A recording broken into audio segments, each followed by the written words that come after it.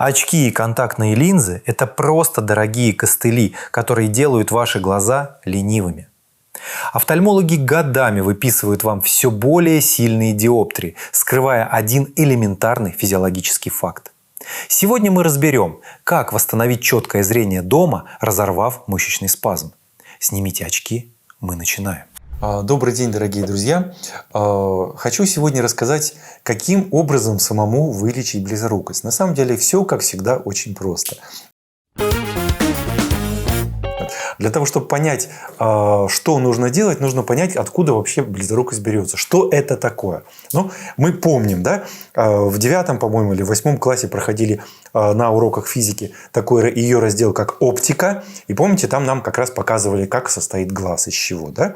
Состоит хрусталик, на который попадает световой луч. Хрусталик может быть более плоским и более круглым. Соответственно, хрусталик должен сфокусировать световой луч на сетчатке глаза. Если фокус приходится на сетчатке глаза, то тогда мы видим идеально, то есть у нас зрение идеальное. Если фокус не доходит до сетчатки глаза, где-то раньше приходится, это будет близорукость. Если фокус приходится за сетчаткой глаза, то это будет дальнозоркость. Вот. Соответственно, фокус меняется именно кривизной хрусталика.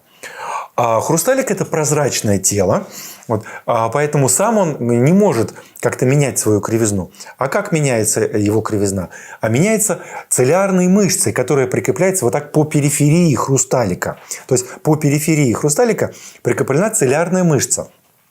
А сам хрусталик имеет шаровидную форму, то есть стремится всегда к округлой форме. Вот. А цилиарная мышца растягивает, при своем напряжении растягивает хрусталик и делает его более плоским. Вот. Соответственно, чем больше напряжение цилиарной мышцы, тем более плоский хрусталик. Чем более он плоский, тем дальше приходится фокус светового пучка. Вот. Нам нужно сделать так, чтобы световой пучок попадал на сетчатку. Если он приходится за сетчаткой, это дальнозоркость. Если он не доходит до сетчатки, ближе сетчатки, это близорукость. Так вот, почему появляется близорукость? Почему он не доходит? Потому что помним, что когда он более плоский, значит, фокус дальше, когда он более круглый, фокус ближе. То есть, если фокус не доходит до сетчатки, это говорит о том, что хрусталик слишком выпуклый, что его надо сделать попроще, чтобы фокус пришелся на сетчатку. Почему он слишком выпуклый? Потому что расслаблена вот эта самая цилиарная мышца. Если ее напрячь посильнее, она растянет хрусталик, и фокус придется как раз на сетчатку. Вот как устроена близорукость, от чего она появляется. От слабости вот этой цилиарной мышцы. Ваш глаз – это не сломанная камера, это просто заблокированный мышечный механизм. Индустрия оптики продает вам дорогие стекла вместо того, чтобы научить управлять собственным телом. Ослабленная мышца просто капитулирует, не способная растянуть хрусталик, и мир вокруг расплывается в тумане. Но хорошая новость в том, что любую слабую мышцу можно накачать, и глазная не исключение. Спрашивается, а что делать? Да элементарно просто. Что вы делаете, когда, например, у вас слабый бицепс, вам нужно поднять там 30 килограмм, а вы можете поднять только 5? Да вы берете гантельку и начинаете качать эту мышцу. Правильно?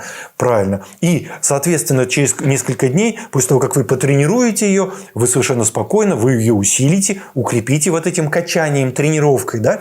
И таким образом вы сможете уже поднимать спокойненько и 20 килограмм этой мышцы, которая раньше и 5 еле поднимала. Да? Здесь все то же самое. Нужно вот эту цилиарную мышцу натренировать.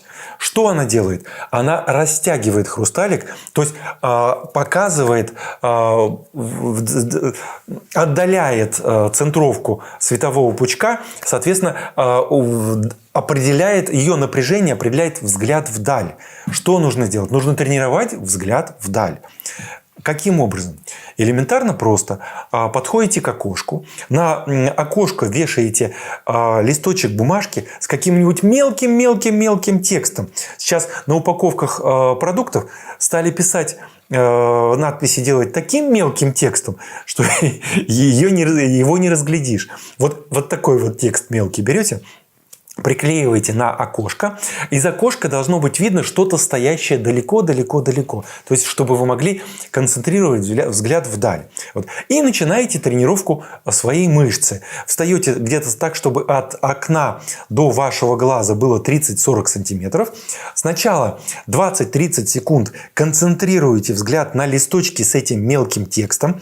То есть, расслабляете, получаете взгляд вблизь, расслабление идет мышцы целлярной, концентрируйтесь, пытайтесь прочитать вот этот мелкий текст. После этого переводите взгляд вдаль и напрягаете целлярную мышцу и пытаетесь разглядеть что-то стоящее вдалеке. Как следует, тоже 20-30 секунд. Потом опять переводите взгляд вблизь, 20-30 секунд, опять взгляд вдаль, 20-30 секунд. И так 5-7 переходов. Изблизи вдаль, изблизи вдаль. Заканчивайте на дальном, на взгляде вдаль. Вот таким образом осуществляется тренировка вот этой целлярной мышцы. Буквально после первого же раза вы сможете уже увидеть что-то то, что вы вдали не видели. То есть вы уже усилите, улучшите свое зрение. И достаточно потренироваться там 5-7 дней, и вы легко избавитесь от своей близорукости. Золотая коллекция вебинаров «Школы здоровья». Лучшие записи, доступ навсегда. Новые вебинары каждую неделю. Все самое важное о здоровье собрано для вас в одном месте с доступом в любое время. Ссылка в описании под этим видео. Обычное окно и кусок бумаги заменяют дорогие аппаратные процедуры в элитных клиниках. Вы буквально заставляете свою глазную мышцу отжиматься и качать железо. Резкая смена фокуса срывает мышечный блок, возвращая вашему хрусталику природную гибкость и силу. Всего пара минут таких отжиманий в день, и размытый мир вокруг снова станет кристально четким. Единственный есть нюанс. Таким образом лечатся небольшие степени близорукости, где-то до 3-3,5 диоптрий. Если у вас близорукость 5, 7, 9 единиц, то вот этого будет мало. Почему? Потому что там близорукость еще определяется не только тем, что слабая целлярная мышца, а еще удлинением самого глазного яблока. Удлиняется, то есть в норме наше глазное яблоко должно быть в форме идеального шара. Удлинение глазного яблока, соответственно, оттягивание сетчатки от того места, куда приходится фокус, происходит при напряжении глазодвигательных мышц. И тогда такие высокие степени близорукости обязательно, мало того, что вам нужно тренировать целлярную мышцу, вам нужно будет обязательно еще расслабить эти самые глазодвигательные мышцы. Как это делается? Делается двумя упражнениями. Первое упражнение – это движение глазными яблоками в разные стороны. То есть вы должны немножко дать нагрузку на эти глазодвигательные мышцы, дать им поработать. Влево посмотрели, вправо посмотрели, вверх посмотрели, вниз, круговые движения поделали в одну сторону, в другую. Где-то раз по 10-15 каждое упражнение. Да? Там восьмерку такую горизонтальную описали глазами. Да? То есть такие упражнения поделали. После этого вам нужно эти мышцы, которые вы сейчас поработали, в них пошла кровушка, их надо теперь расслабить. Но что если у вас -5, -7 или еще более запущенная ситуация? Из-за спазма ваш глаз физически деформировался, превратившись из круглого шара в вытянутую дыню. Эту деформацию создают внешние мышцы, которые стянули глазное яблоко как жесткие стальные тросы. Чтобы вернуть природную форму, нам нужно буквально сорвать этот мышечный корсет активной гимнастикой. Как это делается? Делается это с помощью надавливания, только легкого надавливания на глазные яблоки. Эти мышцы находятся по бокам, то есть 4 мышцы, получается, которые находятся 2 сверху глазные, 2 здесь, 2 здесь и 2 здесь.